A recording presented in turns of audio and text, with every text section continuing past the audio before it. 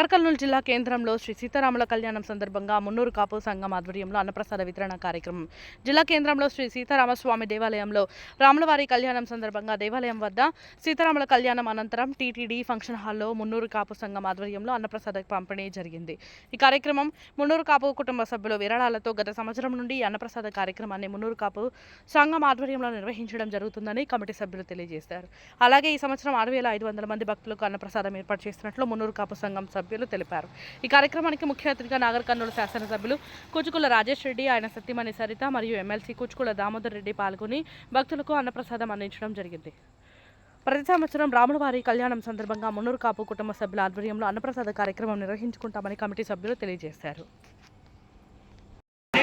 అతి ప్రతిష్టమైన అన్నదాన కార్యక్రమం చేస్తున్నందుకు వారందరికీ కూడా నా హృదయపూర్వక ధన్యవాదాలు చెప్తూ, ఇది మొదటి సంవత్సరం కాదు, పోయిన సంవత్సరం కూడా ఇక్కడే తినడం జరిగింది, అంతకు ముందు కూడా.